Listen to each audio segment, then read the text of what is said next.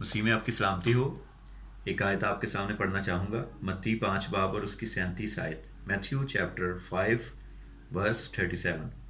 बल्कि तुम्हारा कलाम हाँ हाँ या नहीं नहीं हो, क्योंकि जो इससे ज़्यादा है वो बदी से है। यहाँ पर यीशु मसीह ने एक बहुत खूबसूरत मैसेज दिया है। 2000 साल पहले हमें ये मैसेज दे दिया। अगर इससे पीछे पढ़ें तो असल में ये डिबेट जो है वो कसमें खाने की है। यीशु ने कहा, ना तुम आसमान की कसम खाना, ना ज़मीन की कसम खाना, ना किसी और चीज़ की, बल्कि तुम्हारा कलाम हाँ हाँ या नहीं नहीं हो। अब यहाँ पर मसला ये है कि हमने हाँ हाँ तो सीख लिया, नहीं नहीं नहीं हम सीख पाए, और अभी भी नहीं सीख पाए। एग्जाम्पल देता हूँ, हम सैटरडे को विज़िट करते हैं, लोग कहते हैं कि आपने ज़रूर चर्च आना है। वो कहते हैं जी ज़रूर आएंगे। अब यहाँ पादरी के डर की वजह से, उसका लिहाज रखने की वजह से उससे कह दिया हम आएंगे ज़रूर, झूठ बोल दिया है।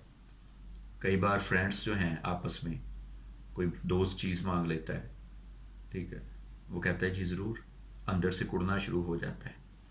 फिर कोई बहाना ढूंढता है, मैं करता हूँ मैं करता हूँ। कई बार दोस्त से पैसे मांगे जाएं, हाँ मैं कुछ करता हूँ, क्लियर उसको ना नहीं है।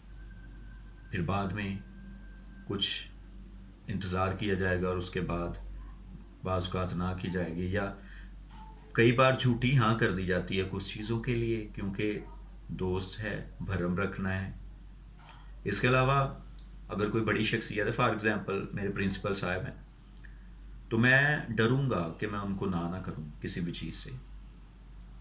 या कोई बड़ी हस्ती है, अगर मैंने उसको ना कर दी तो वो कैसा सोचेगा, या जॉब का ख़तरा भी हो सकता है। फिर इसी तरह दुकानदार के पास चले जाएं, दुकानदार को आप 2 दिन का काम दे के आए किसी चीज़ का, तो कहेगा जी हो जाएगा। फिर आप तीसरे दिन भी जाते हैं, तब नहीं हुआ, चौथे दिन, 5वें दिन, 7 दिन लगा दिए जाते हैं, लेकिन आपको क्लियर बात नहीं बताई गई। ठीक है, तो इसी तरह बाज़ औक़ात कई जगहों पर जहाँ पर जो काम नहीं कर सकते उसको भी हम कहेंगे जी हो जाएगा। तो हमारा अलमिया ये है कि हमने हाँ हाँ तो सीख लिया, लेकिन ना करने में हमारी दिलेरी नहीं है। ठीक है, तो मुझे आज भी याद है, आज से तकरीबन कोई 8 साल पहले या 9 साल पहले, गालबन 2015 की ये बात है।